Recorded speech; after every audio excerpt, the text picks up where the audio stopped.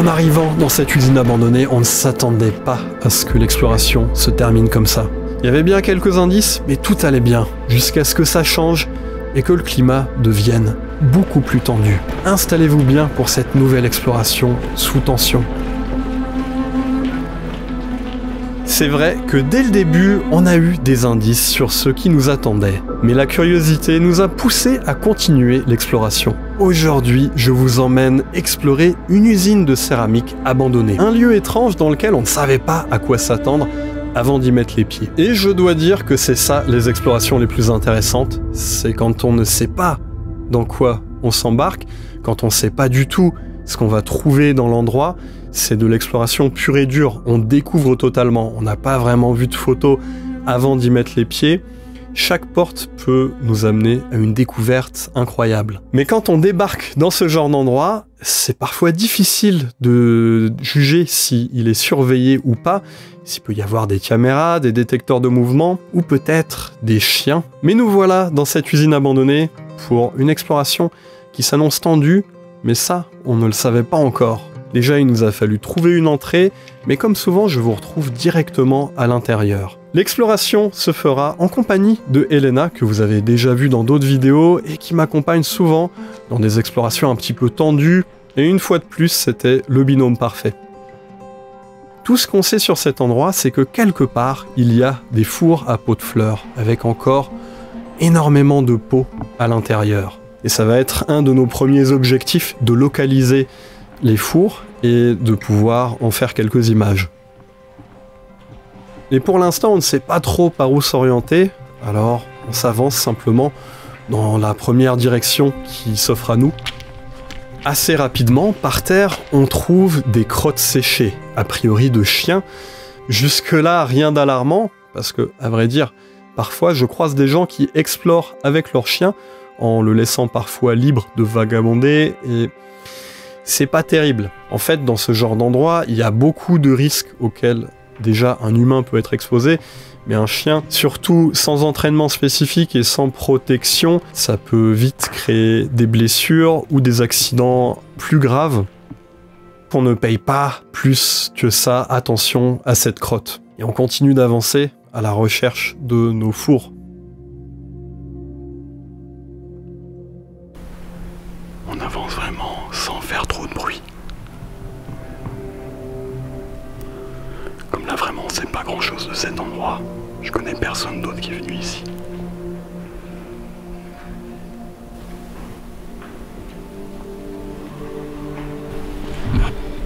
Alors il y a toute cette zone avec de l'espèce de poudre un petit peu ocre. Ça pourrait provenir de poudre de céramique. Sur ce drap blanc, il y a quand même beaucoup de traces de pattes de chien. Ça peut tout à fait être que quelqu'un est passé par là et le chien s'est amusé un petit peu à faire des traces comme ça un peu partout. Mais il faut quand même garder la possibilité que, éventuellement, ça pourrait être des chiens de garde. A priori, les fours ne se trouvent pas dans cette partie du bâtiment. On va quand même aller au bout, essayer de voir si, à quelque endroit, il y a une ouverture qui permette de faire passer un chien. Et puis c'est toujours bien d'avoir un petit peu toutes les issues en tête, étant donné qu'on n'a pas fait tout le tour du bâtiment. On avance le plus silencieusement possible, on communique toujours en chuchotant, dans le cas où il y ait du monde à proximité. Quand j'explore, je préfère vraiment rester, dans un premier temps du moins, le plus silencieux possible, surtout dans ce genre de cas où j'ai pas la certitude qu'il n'y ait pas une surveillance un petit peu active, quelqu'un qui va passer régulièrement. Et c'est aussi pour ça qu'aujourd'hui je vous retrouve dans le studio. Mais voilà, on arrive au bout du bâtiment. Et pour une ouverture, ça, on en a trouvé une belle, vraiment. Il y a de quoi faire passer carrément une meute de chiens. Tant qu'on y est, on jette un petit coup d'œil pour voir à quoi ça ressemble de ce côté qu'on ne connaît pas encore. Et là, voilà, on a des bottes de paille qui sont juste posées là à l'extérieur. Un poil plus loin, il y a une machine qui est vraiment tout à fait en état de fonctionnement. Ça veut dire que potentiellement, il y a quand même du passage. L'usine est quand même bien abandonnée, mais on peut commencer à se demander à quelle fréquence il y aurait du passage, parce que clairement, s'il y a des bottes de paille et cette machine, c'est que quelqu'un utilise encore la zone. Et puis, un peu plus loin, eh ben, on aperçoit une caravane. Une caravane, ça veut pas obligatoirement dire que quelqu'un habite sur place, ça peut vraiment être juste posé là comme espace pour faire une pause, faire une sieste, se faire à manger, mais ça commence à faire quand même un certain nombre de trucs qui nous donnent des petites indications que c'est une bonne idée de rester silencieux. Alors on rentre dans le bâtiment sans traîner et retour à la case départ. On ouvre une porte qui nous avait échappé tout au début et nous voici dans une toute nouvelle section de l'usine.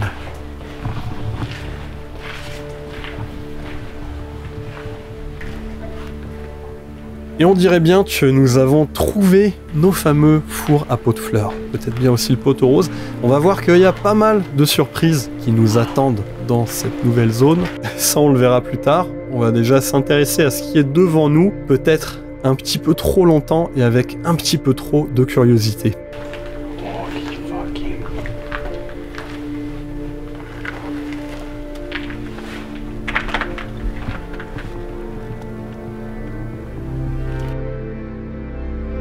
Il faut rester discret et attentif, parce que juste à côté de nous, on a toutes ces fenêtres qui sont à notre hauteur, et on se trouve au rez-de-chaussée. Il y a un peu de végétation derrière, mais pareil, on sait jamais si quelqu'un passait juste à l'extérieur, on pourrait être vu assez rapidement.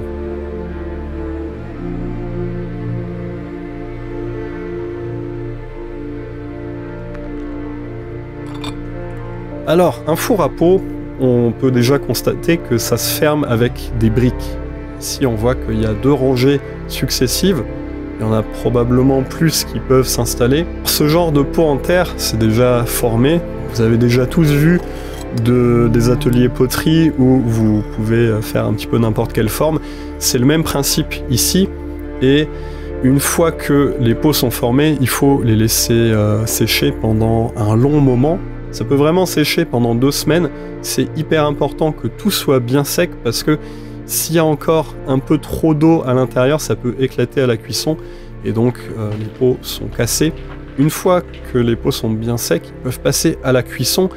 Et là, pareil, ça va durer 48 heures en général. Le four va être porté entre 900 et 1000, 1040, 1080 degrés, ça dépend un petit peu des endroits. Tout ça, je le savais pas lors de l'exploration, mais le fait de voir tout ça en face de moi, eh ben, ça m'a rendu curieux, j'ai voulu en savoir plus. C'est ça que je trouve cool avec l'Urbex, c'est que on s'intéresse à des choses auxquelles on n'aurait pas forcément pensé en premier lieu. La plupart des fours sont accessibles et on peut vraiment entrer et juger de la taille, c'est vraiment grand, on peut se tenir debout à l'intérieur. À vue d'œil, on est peut-être sur une dizaine de mètres carrés. Et on voit que par terre, il y a des trous, il y a tout à fait un espace pour faire circuler de l'air chaud, ce qui va permettre de chauffer le four. Et donc le toit est voûté, comme vous pouvez le voir. Tout au-dessus, il y a à chaque fois un trou avec un couvercle. On le verra un peu plus tard par au-dessus. Et alors, il y a beaucoup de fours les uns après les autres. Donc, une fois qu'on en a vu un, on les a un peu tous vus, sauf que pas vraiment, parce que certains sont un petit peu plus remplis, certains ont des pots qui sont un petit peu tombés, dans des positions un petit peu différentes. Alors, comme à mon habitude, je suis aussi en quête de photos. Je vais pas vous mentir, c'est un petit peu compliqué de shooter dans un espace aussi restreint tout en montrant ce qui se passe. Et alors on avance, parce que peut-être que certains fours ont des pots un petit peu plus grands, un petit peu plus petits. On a quand même mis un certain temps pour les trouver, c'est pas pour jeter un coup d'œil rapidement et repartir fissa. Non, nous on est là pour regarder et attentivement.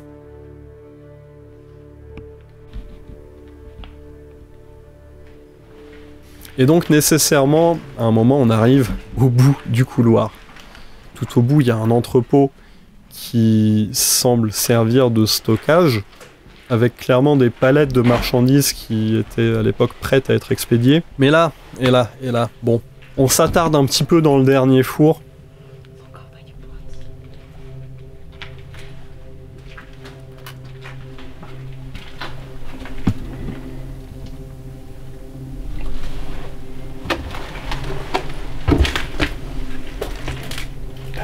quite a lot of pots. That's a lot of pots. Et là,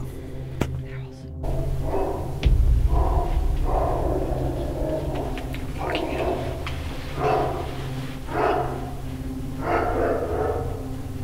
et oui.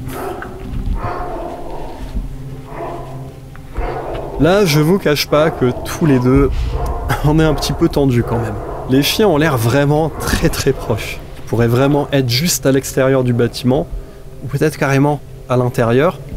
Feels like it's going away. Let's wait.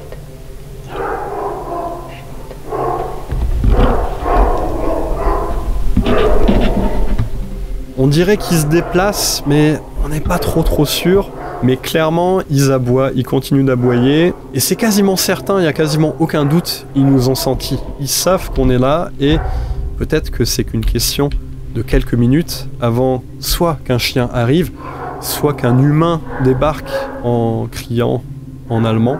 Aucune des deux options n'est réjouissante, à vrai dire. Peu importe la langue d'ailleurs, c'est jamais plaisant d'avoir un gardien qui vous demande de partir. On n'a aucune certitude sur rien à ce moment-là et on décide de rester caché silencieusement, sans lumière. On a plusieurs phases où ils se calment, ils reprennent, ils se calment, ils reprennent. Et donc on chuchote vraiment très bas pour prendre une décision. Elena et Davy, qu'il faut qu'on trouve un passage pour aller aux étages supérieurs. Et je suis d'accord avec elle. On a quand même exploré une toute petite partie du bâtiment. On sait pas trop ce que nous réservent les étages, mais c'est probablement quand même intéressant. Et tant qu'on n'est pas dans la certitude que quelqu'un sait qu'on est là et quelqu'un veut qu'on parte, on va continuer à explorer. Alors la décision, c'est d'aller chercher des escaliers. Intuitivement, je me dis que juste à l'angle, vous savez, là où il y a cette espèce d'entrepôt, il doit y avoir un escalier qui va au-dessus. Alors je vais jeter un œil rapidement.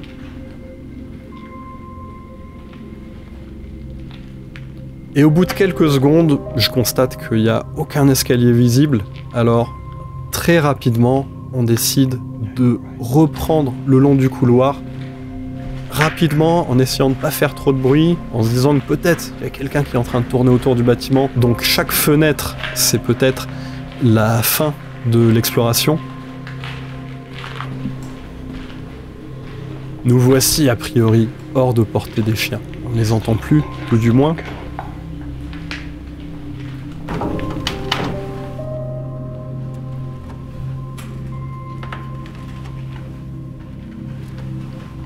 Et donc, nouvel étage, nouvelle ambiance, nouvelle découverte.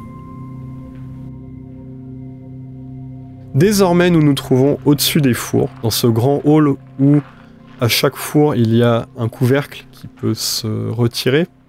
D'ailleurs, vous voyez qu'on peut jeter un œil par-dessus.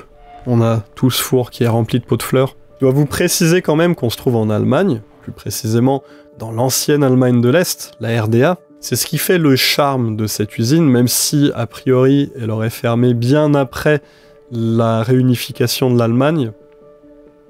En fait, ça avait été beaucoup le cas avec des usines, notamment on avait beaucoup de brasseries dans Berlin qui étaient encore abandonnées il y a de ça quelques années, mais qui peu à peu sont réhabilitées, mais qui avaient été vraiment abandonnées très rapidement au début des années 90. En fait, toute l'industrie du côté ouest se portait beaucoup mieux que l'industrie du côté est. Le fait est que, à la réunification, énormément d'usines ont fermé à l'est parce qu'elle n'était plus compétitive. Donc, visiblement, c'est pas le cas pour cette usine. Elle a continué à fonctionner jusque il y a une dizaine d'années environ. Mais on est quand même dans un héritage de ce qui se faisait en RDA. Vous allez voir un petit peu pourquoi je vous raconte ça dans quelques instants. En tout cas, on n'a pas trop envie d'aller au bout de ce hall. On aimerait éviter de se rapprocher de l'endroit où il y avait les chiens tout à l'heure, une fois qu'ils sont encore dans cette zone.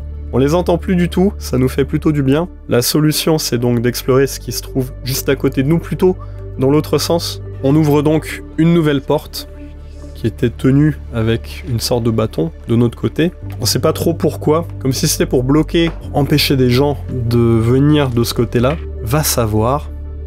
Et on découvre une salle de pause pour les ouvriers. avec à la fois certains documents et objets qui datent de la RDA. On a ce journal. Il y a aussi un savon fossilisé dont l'emballage crie les années 70. Vous voyez cette espèce de typo un petit peu disco. Mais on a aussi des choses plus récentes, telles que cette affiche qui décourage l'utilisation de l'alcool au travail. C'est en général une bonne idée, effectivement. Il y a un calendrier qui s'arrête fin 2015. Donc a priori, l'usine serait abandonnée depuis cette période. Et c'est très très intéressant de voir à quelle vitesse un endroit peut se dégrader. Normalement, je pensais que ce genre de décrépitude arrive beaucoup plus lentement. Et bah, là, c'est quand même le cas. Après seulement une dizaine d'années, on a quand même des textures qui commencent à rendre l'endroit un petit peu intéressant graphiquement. C'est probablement dû à des infiltrations d'eau. Je vois qu'il y a un tout petit peu de moisissure qui arrive. Et vous connaissez la chanson, si vous suivez mes vidéos, plus on va monter, plus ça va être decay et intéressant. Donc là, vraiment, j'ai hâte de découvrir ce que la suite nous réserve. Et pour ça, il va falloir trouver des escaliers pour monter encore un petit peu.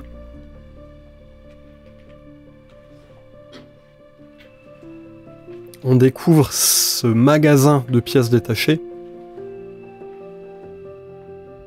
La lumière de l'extérieur est vraiment intense, et là, en filmant un peu à contre-jour, vraiment très rapidement, j'ai du flair qui vient se mettre sur l'objectif. La seule solution, c'est de venir mettre la main pour protéger un peu du soleil direct. Mon pare-soleil n'est pas assez grand sur le grand angle. Vraiment, pour ça, il me faudrait une matbox, encore un truc à transporter en urbex que je vais utiliser une fois sur 10. Mon sac est quand même assez rempli, mais une matbox c'est quand même cool. Foncièrement, j'ai pas besoin d'une matbox, ça prend encore de la place dans le sac. Et si vous voulez participer à l'investissement et rendre mon sac encore plus lourd et moins pratique, et bah déjà, abonnez-vous et n'hésitez pas à partager la vidéo, ça va permettre de faire grandir la chaîne, ce qui me permettra d'améliorer toujours un petit peu le matériel et la qualité, c'est très important.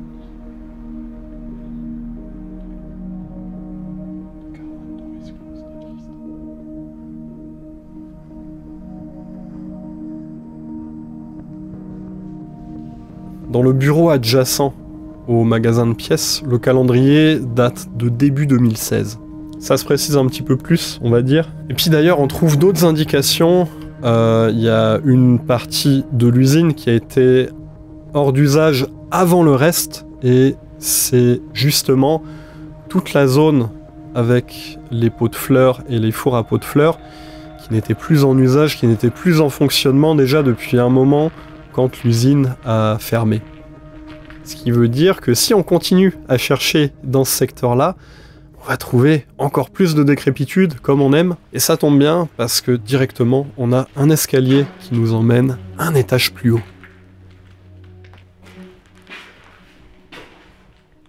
Découverte tout à fait inattendue, et c'est vraiment quelque chose que j'adore, un Kegelbahn.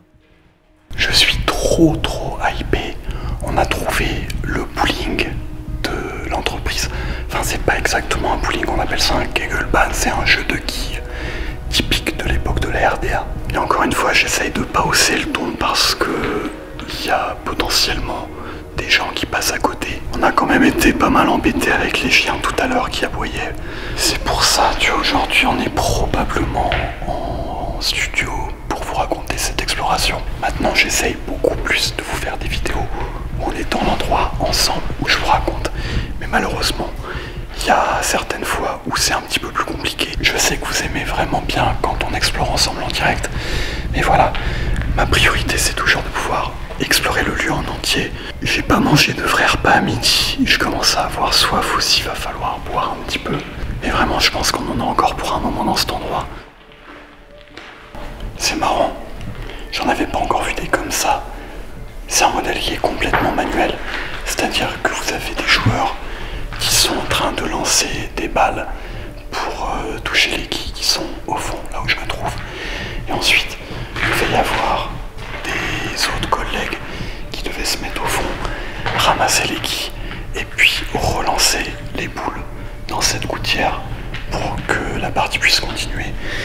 Et bien souvent, pannes comme ça qui sont automatisées, mais en l'occurrence là c'est vraiment quelque chose de manuel.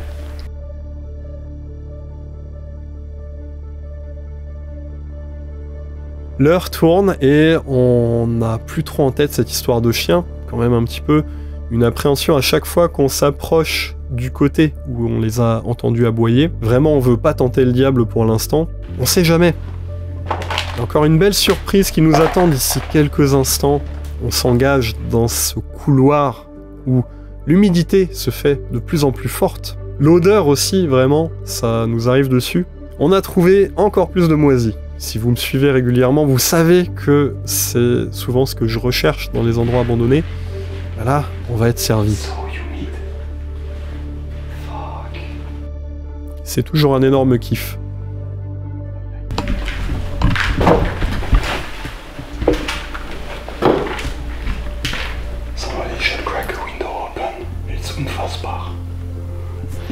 Vraiment dans cette partie, c'est abusé, le taux d'humidité dans l'air.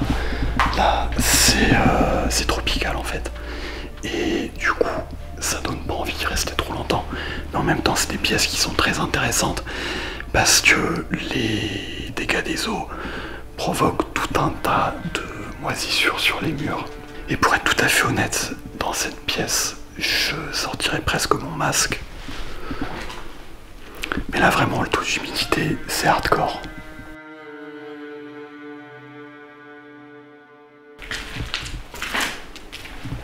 C'est incroyable, tout au bout, il y a ce laboratoire avec plein de matériel rouillé, vraiment encore des produits qui traînent.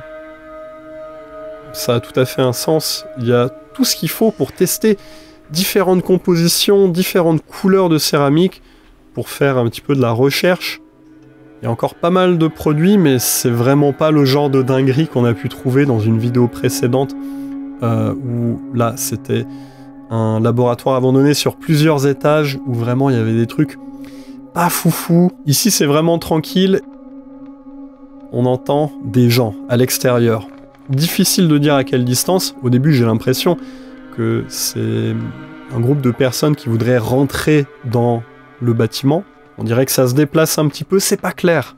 Elena essaye de jeter un coup d'œil. Et là je dois dire que ça fait quand même plusieurs heures qu'on explore. On commence à vraiment avoir envie d'un kebab, mine de rien. Là, tel que vous me voyez à enregistrer cette vidéo, j'ai l'expérience en 4D, c'est-à-dire que j'ai faim aussi. C'est pour ça que je peux vous raconter cette histoire de manière aussi claire, parce que j'ai les sensations, clairement. Mais on n'a encore pas tout vu, et on décide de quand même continuer de se donner un temps pour finir cette exploration. On sait que le bâtiment se prolonge au rez-de-chaussée, un petit peu plus loin encore, mais pour accéder à toute cette zone, il va falloir qu'on aille au bout du couloir où les chiens aboyaient tout à l'heure. Est-ce que ça vaut vraiment le coup de tenter le diable ?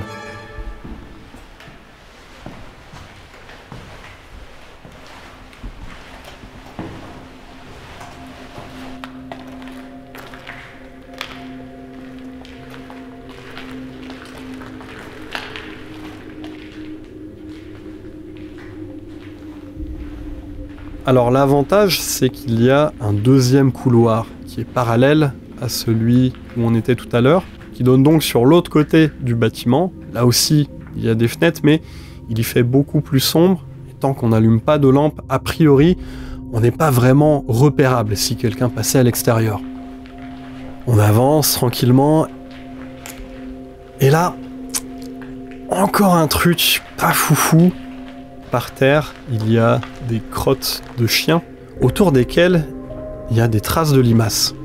Et les limaces, ça vient quand même assez rapidement pour faire une partie du travail de décomposition des crottes de chiens. Le fait qu'il y ait encore la trace, ça veut dire que c'est quand même relativement récent.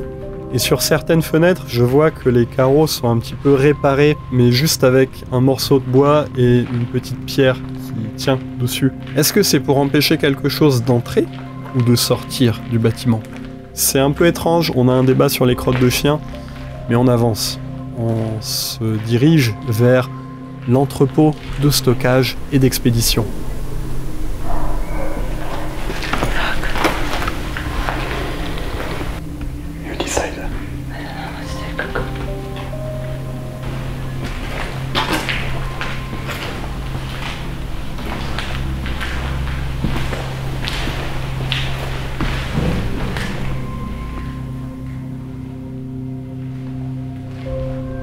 Tout à l'heure, on a vu des échantillons de carrelage. Et ben, l'usine a aussi servi à en fabriquer tout un tas. Donc avec des fours plus récents qu'on a un petit peu ratés ou qui étaient déjà démantelés dans les tout premiers entrepôts qu'on a explorés. Il y a pas mal de palettes avec des produits finis. On commence à regarder tout ça, je commence à faire un petit peu filmer quelques gros plans comme ça.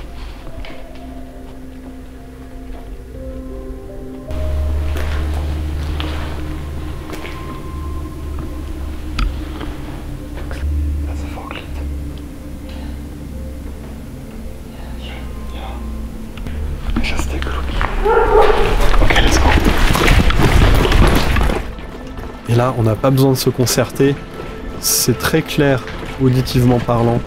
Les chiens sont en fait dans le bâtiment. La façon dont l'écho résonne, ça ne laisse plus aucune place au doute. On a un angle différent de tout à l'heure, et là vraiment, c'était clair. On a juste de la chance parce qu'ils sont soit attachés, soit enfermés dans une autre pièce, mais en tout cas, ils sont très proches. Et il ne faut pas rester ici. On a déjà eu de la chance tout à l'heure, personne n'est venu, donc vraiment sans se concerter, c'est la fin de l'exploration, très clairement. Voilà, je pense qu'on pouvait tout à fait se passer de cette dernière zone, même s'il y avait encore quelques surprises qui, a priori, nous attendaient. Tant pis, il faut savoir s'arrêter avant d'avoir des problèmes.